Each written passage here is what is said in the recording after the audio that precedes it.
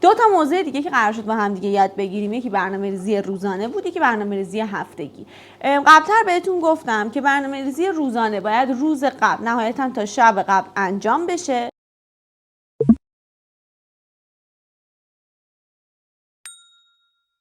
یعنی برای برنامه‌ریزی فردا اگر الان ساعت 9 شب باشه، من امشب باید برنامه‌ریزی کنم برای فردا.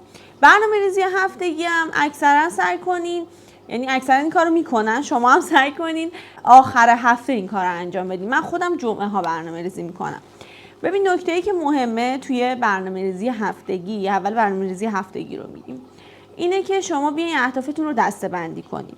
حالا همینجا استاپ کنین. شما برای هدف‌های 1 ماه، 3 ماه، 6 ماه، 9 ماه و 1 ساله هم بهتره اون دسته‌بندی رو داشته باشین. دسته‌بندی یعنی اهداف مالی، اهداف شخصی یا توسعه فردی، اینجا نوشتم که یادم نره، اهداف خانوادگی که حالا برمیگرده به اون معاشرتتون با خانوادهتون، مثلا سفر رفتن با خانواده، و اهداف سلامتی و ورزشی با هم توی یه دسته قرار میگیره، همون پیاده روی، تناسب اندام.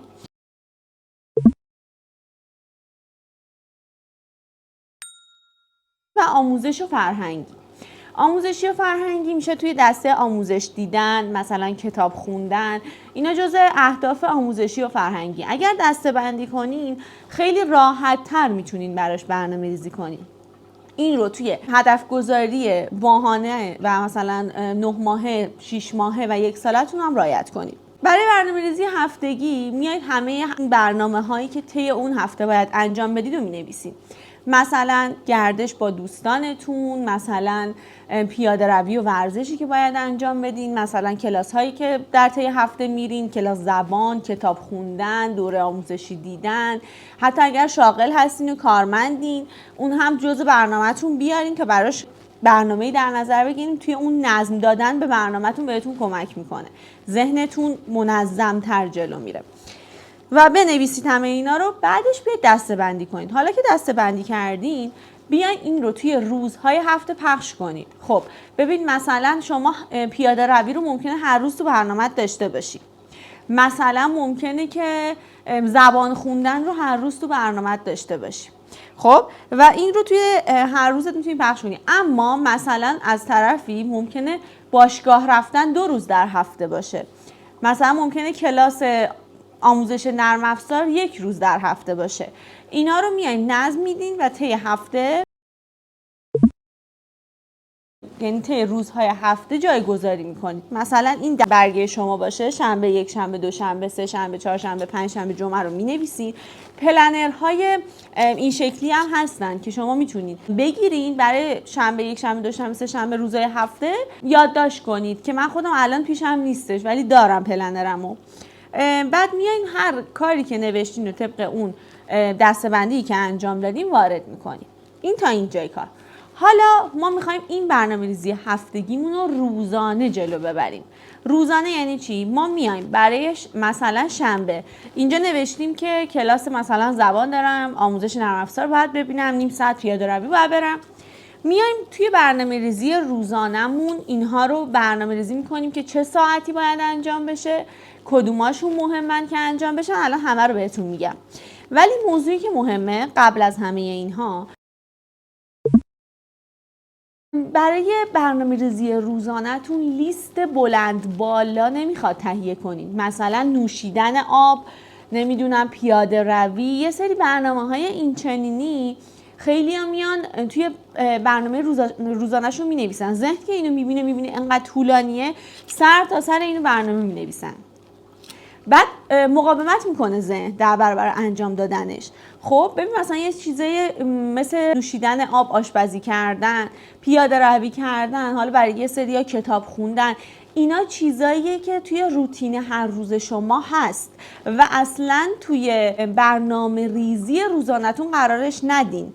بیاین برای اون یه چک لیست آماده کنین، مثلا نوشیدن آب 8 تا لیوان در روز، مثلا پیاده روی. عکسش رو براتون اینجا میذارم، منظورم از چک لیست چیه. منظور از چک لیست یه همچین لیستی هستش. این قسمتی که سمت چپ خالیه شما میتونین اون روتینتون رو بنویسین یا اون کارهای خود مراقبتیتون رو، مثلا نوشیدن 8 لیوان آب، مثلا خوندن 10 صفحه کتاب، خوردن میوه، بیدار شدن بین ساعت 5 تا 7 صبح یا مثلا 7 تا 9 صبح، روتین پوستی که هر روز انجام میدین، مدیتیشن و نوشیدن آب ولرم، خوردن قرص‌های ویتامین، چیزهایی که مربوط به خودتون هست رو می‌نویسین. ببینید از این قسمت که علامت میزنم تا این قسمت یه جدوله، یعنی برای یک هفته‌تونه، بعد جدول بعدی برای هفته بعدیتونه، جدول بعدی هفته بعدیشه و الی آخر. این شکلی باید چک لیستتون رو تهیه کنین و اینکه این روتین پوستی رو اصلا توی برنامه روزانه‌تون قاطی نکنید که برنامه زیاد بشه و ذهنتون بخواد نسبت بهش گارد بگیره. اینا رو آماده کنین، بعد مثلا هر روز رو آخر شب تیک بزنین. اگر پلنر دیده باشین از نزدیک و داشته باشین، توی یک سری پلنرها هست اینها و میتونین حالا اونو برای خودتون درست کنید و تیک بزنید، ولی توی برنامه روزانه‌تون اصلا قرارشون ندید. مثلا تایم زود بیدار شدن جزء برنامه روزانه شما نیست، جزء روتین شماست که باید صبح زود بیدار بشین، جزء برنامه‌تون نیست. میایین برای همه اون برنامه‌ای که نوشتین، مثلا کلاس زبان، مثلا آموزش دیدن 3 ساعت، مثلا جلسه کاری با فلانی، اینا رو همه رو با ساعت و زمان برای خودتون مشخص کنید. خب ببین، کاری که من به همه میگم انجام بدن و پیشنهاد میکنم اینه که ساعت براش مشخص نکنید، مدت زمانی که وقتتون رو میگیره براش مشخص کنید. مثلا جلسه کاری شما 2 ساعت طول میکشه، بیرون رفتن با دوستتون 3 ساعت طول میکشه. این کاراتون رو بنویسین و مدت زمانی که هر کدوم از این کارا وقت شما رو میگیره جلوش بنویسین. حالا یه سری میان مثلا برنامه‌ریزی کنکوری اگر دیده باشین ساعت مشخص میکنن. این بستگی به خودتون داره که چه جوری راحت باشین. اگر بخواید ساعت مشخص کنین، حالت عادی اگر 7 صبح بیدار بشین میتونین مثلا بنویسین 7 تا 9 مثلا کتاب خوندن، آموزش دیدن، پیاده روی، کارایی که میخواین انجام بدین. مثلا 9 تا ساعت 11 این کار، 11 تا 12 استراحت. این شکلی هم میتونین برنامه‌ریزیتون رو داشته باشین. من بهش میگم برنامه‌ریزی کنکوری. حالا اونایی که کنکوری پیش رفتن میدونن منظور من چیه. اما میتونین این کار رو هم نکنید، بیاید براش مدت زمانی که قرار وقتتون رو بگیره رو تعیین کنید. آموزش دیدن 3 ساعت. اما موضوعی که وجود داره، یه سری کارها رو شما باید انجام بدین و این کارها، مثلا آموزش دیدن، یه قراریه بین خودتون نوشتی 3 ساعت آموزش دیدن. اگر داری روز قبل یا توی هفته می نویسیم 2 ساعت 3 ساعت آموزش دیدن، واقعا انجامش بده. اگر می نویسی روزی 5 صفحه کتاب خوندن، واقعا انجامش بده. یعنی چیزی رو بنویس که مطمئنی انجامش میدی. اینجوری از اهمال کاری دور میشی، کنار میکشه و دست برمیداره از اهمال کاری. در مورد برنامه‌ریزی روزانه، اینکه آخر شب بعد از اینکه کارتون تموم شد، همه برنامه‌هاتون رو پیش بردین و میخواین برنامه روز بعدتون رو بنویسین، بیاید همه کارهاتون رو بررسی کنین، ببینین کدوماش انجام شده و تیک بزنین و کدوما انجام نشده. حالا اونایی که انجام نشده رو برای خودتون چرایی بیارید و بگید چرا انجام نشده، علتش رو جلوش بنویسین شفاف. مثلا اگر 3 ساعت با آموزش میدیدی، 1 ساعت آموزش دیدی و حوصله نداشتی، خسته بودی، تنبلی کردی، بنویس که علتش این بوده و بعدش بیا اینا رو موکول کن به روز بعد. حالا تکنیک لوپ رو بهتون میگم. تکنیک لوپ خیلی بهتون میتونه کمک کنه و باعث میشه که خیلی راحت تر کاراتون رو انجام بدین. یک کار دیگه هم که برای برنامه‌ریزی هفتگی و روزانه وجود داره، اونم به خاطر اینه که یه وقتایی حجم کارهاتون توی ذهنتون انقدر زیاد میشه، با اینکه وقتی می‌نویسی رو کاغذ اونقدر زیاد نیست، انقدر زیاد میشه که نمیتونی اینا رو منیج کنی، برنامه ریزی کنی. خب و میگی که خب الان کدوم اول انجام بدم، اولویتم کدومه، نمیتونی اولویت بندیش کنی. همون قانون 80-20 توی برنامه ریزی هفتگی و توی برنامه ریزی روزانه‌تون میایین این کار رو انجام میدین. شما داری برنامه ریزی هفتگیت رو انجام میدی، دسته‌بندیت رو کردی، هر چیزی که توی ذهنت برای اون هفته بوده نوشتی. حالا میای میگی کدوما واجبه باید انجامش بدم، کدوما واجب نیست و میتونم حالا بعداً انجام بدم. بعدنی که دارم بهتون میگم براش تایم مشخص میکنید. حالا تکنیک لوپ بهتون کمک میکنه که شما حتی اون کارهایی هم که واجب نیست رو بتونین مدیریت کنین، اولویت بندی کنین. تکنیک لوپ یعنی چی؟ LUP هر کدوم مخفف 3 کلمه، یعنی هر کدوم مخفف 1 کلمه. اینجا براتون می نویسم که هر کدوم مخفف چه کلمه ایه، اما میخوام خیلی مختصر و مفید بهتون بگم. L لوپ به انگلیسی LUP. لوپ یعنی کارهای طولانی، یعنی کارهایی که وقتتون رو خیلی زیاد میگیرن. اینو داشته باش تو ذهنت تا جلوتر بگم چه کمکی بهت میکنه.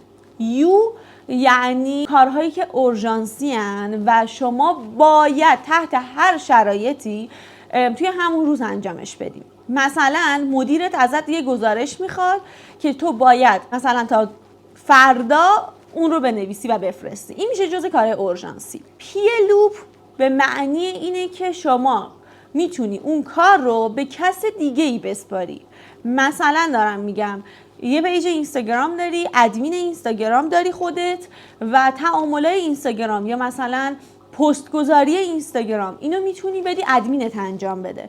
مثلا میخوای خرید خونه انجام بدی، خرید خونه‌ای که میتونی بدی مثلا به خواهرت، برادرت، همسرت برات انجام بده و میتونی برون سپاری کنی اون کارهات رو. حالا اینا به چه دردی میخوره و چه کمکی میتونه بهتون بکنه؟ شما میای طبق این عکسی که اینجا گذاشتم اون جدوله رو میکشی، 3 خط میکشی LUP و بعد میای کنارش تمام کارهات رو مینویسی.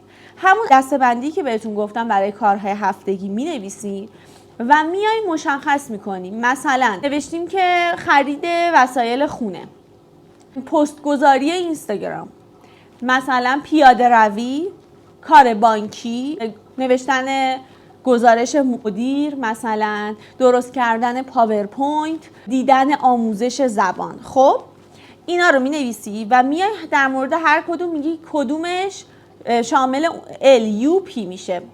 مثلا دیدن آموزش زبان یه کار طولانیه، اورژانسی نیست و به کس دیگه هم نمیتونی بسپاریش، ولی جزء کارهایی که باید انجامش بدیم. امروز انجامم ندی مشکلی پیش نمیاد. درست کردن پاورپوینت رو مثلا تا فردا باید تحویل بدی، پس طولانیه، اورژانسیه، به کس دیگه میشه سپورت ولی شاید خودت بهتر بتونی انجامش بدی. این باعث میشه که مشخص کنی که کدوم کارهات رو میتونی برون سپاری کنی، حجم کارهات رو کم کنی و کدوم کارهات اورژانسیان باید انجام بدی و کدوم کارها طولانیان باید اول انجامشون بدی. همیشه کارهای طولانی رو ما اول انجام میدیم. من همیشه میگم کار طولانی رو اول انجام بده تموم بشه. البته اینم باز بستگی داره که اون کار اورژانسی نیست چجوریه. و بعد از اینکه اینا رو مشخص کردی سبک میشه کارت، ذهنت نظم میگیره و اینجوری میفهمی چه کاری الان باید انجام بشه، چه کاری میتونی موکول کنی به بعدن یا به بقیه بسپاریش. ولی کارهایی که مشخص میکنی که میتونی به بقیه بسپاری رو حتما همون موقع که برنامه ریزی تموم شد همون موقع سریعا برون سپاریش کن، به کسی که میدونی میتونی بسپار و از برنامه خطش بزن. از برنامه خط بزن که ذهنت حجم کارش کمتر بشه و بعدش بیاد روی بقیه کارها مانور بده. اونایی که اورژانسیان اولویت بندی کن، اونایی که طولانیان و دوباره از قانون 80-20 استفاده کن، ببین کدوماش خیلی مهمتره اونا رو انجام بده. ببین من خیلی سعی کردم شفاف توضیح بدم که دقیقاً باید چی کار کنیم، اما برای اینکه خیلی بهتر درکش کنی باز تاکید میکنم 1 بار 2 بار 3 بار دیگه این ویدیو رو ببین و حتما باز بررسی کن برنامه‌تو، نکته هایی که بهت گفتم و از تکنیک لوپ هم حتما استفاده کن. تکنیک لوپ خیلی میتونه بهت کمک کنه که تو توی برنامه ریزیت خیلی راحت تر پیش بری و حتما این که آخر شبها چک لیستت رو هم چک کنی رو انجام بده.